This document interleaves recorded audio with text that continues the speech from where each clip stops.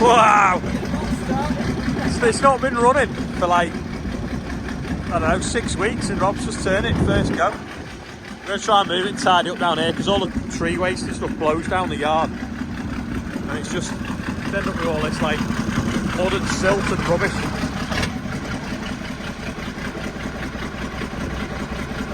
Now, we don't know if the steering's going to work, but hopefully we'll be able to move it a little bit. It moves.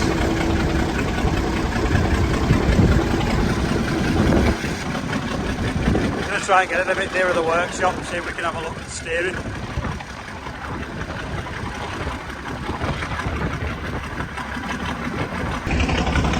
Smell that. Smells gorgeous.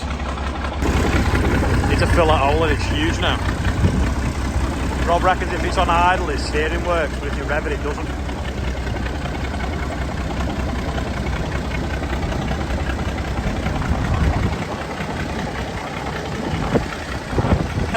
All the new. Is it going to make the bend? Nope.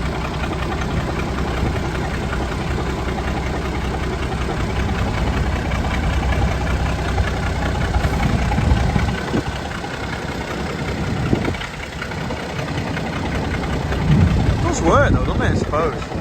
It's just not when you rev it up.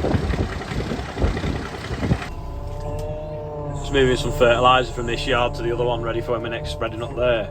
And the advantage of the dump trailer is the bags, you can get the loops easier. The other one with it being, the other grain trailers with them being taller, the loops sort of drop inside and they're harder to get on and off. With this one they just sit in nice, he says, as he pulls on a loop. Proper load doesn't fall over either, hopefully. A load of pallets have been donated and arrived. We're putting all the aid on next week. They're going to be processing it next week in the shed.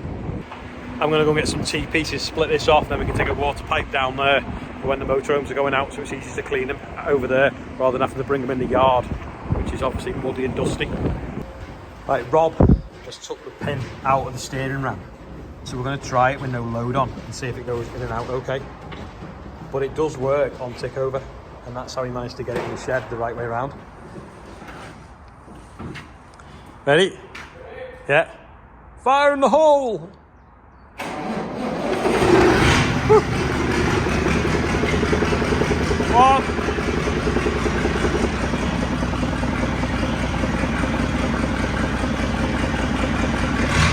Going in, yeah. Whoa, whoa, whoa. Back.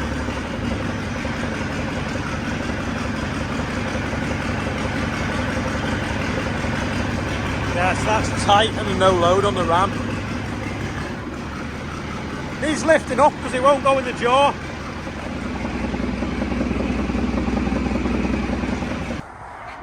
Like a train driver. So go on, it went left, no problem. No, went right, okay, to lock, and then left, nothing. Really hard. 2 hands. Did the ram move? Yeah, the ram went in and then it come back out, but really slowly, and now it's dropped down. See? It's time for the birthday bumper, but I must just say good luck to Henry Johnson. He's got a big operation going on. So there is today's birthday bumper. I won't read them all out because there's a couple of the surnames that I'm not just sure how to pronounce, so it's easier not to. But if your name's on there, happy birthday. You know when you get them weeks where everything just seems to start to go wrong and you think, what next? Well, it's been one of them weeks, starting with the fact that the grain shed hasn't got as much grain in as I'd initially, not really estimated, but basically when I sold all that grain early doors at harvest, it had gone against the wrong crop year. So when I thought I had stuff to sell, it had already been sold because we were so early cutting wheat that it had got allocated wrong. So on the sort of the system that I keep check on, and then obviously the grain coming in and working out in the shed and all the ins and outs, there was quite a significant tonnage wrong, a couple of 100 ton. So when we suddenly got all the pile together and estimated, we were like, oh no, well that at the moment now is worth about 60,000 quid and is crucial to cash flow to harvest, with the cost of fertiliser being now triple, if not 4 times what it normally would be. So that was just the first thing. Then also had to meet with the local planning authority today about the planning permission I'd put in for the barns. Hopefully that's all right, but what was supposed to be quite an easy submission turned into a longer one. So I've met with them today, and then also as well, someone decided to tell the council that there's now a holiday let there, which they didn't know about. But the planning permission I got was for a HMO, which is a house of multiple occupancy, which is actually a higher spec than just a holiday let, because it meant that we had to put fire alarm systems in, all the doors had to be made differently. There was lots of expense for a HMO.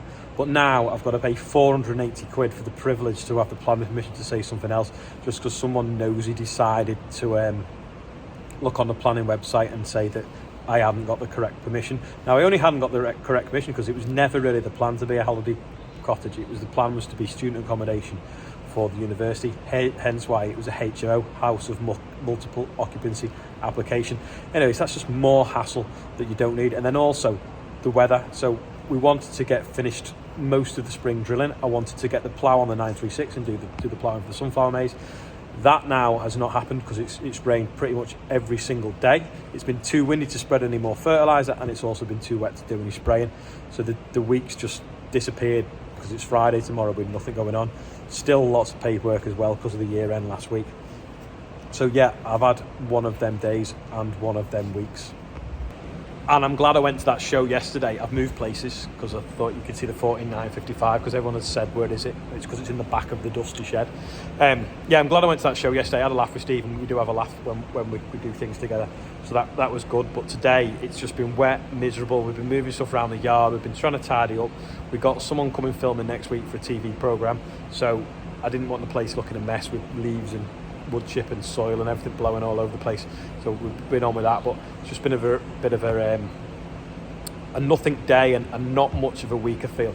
So I don't know what kind of week you've had. I mean, I'm at about 70% today because the weather, and we've got someone off ill. I feel like I'm getting it now. Charlotte was ill last week as well. Hopefully I don't get what she had because it was quite a bad cold. So yeah, one of them weeks. What kind of day have you had? 70%. Please tell me how you're feeling today. And if anyone's got a low number and someone's watching and reads it, can other people comment? Because it's hard for me to comment to everyone as well. And I don't want someone to sort of like say I'm feeling a bit rubbish today and just be forgotten. I do try and get through all the comments, but it is hard. Thanks to everyone as well yesterday that was commenting about the big case. Everyone that was commenting about what they watch it on, but I suddenly realised the plan of asking people what they watch it on was quite flawed, because those that do watch it on the telly find it, obviously can't reply to say I watch it on my telly, and those that watch it on the phone all replied. So it was probably screwed data.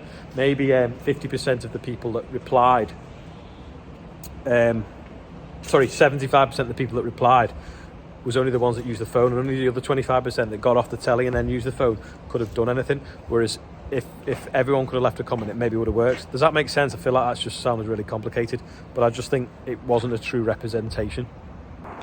Got me plumbing fittings from Tool Station, which is basically what used to be Screwfix. So the people that started Screwfix set up Tool Station, and then now it pretty much sells the same stuff but a bit cheaper, but it's been bought out by Travis Perkins. Anyway, they rent the building up the road that they're in, and I went 2 months ago and the light was flickering like really badly, like it give you an epileptic shock. Went back today and it still is. I couldn't believe it. So these new LED lights, they just sort of go wrong inside and flicker. A bit like the ones on the fence, to be honest, but we'll sort that out. It's in relay apparently. But I couldn't believe that they're renting this building and people are going in and like nearly getting epileptic shocks, and they've still not done it in 2 months.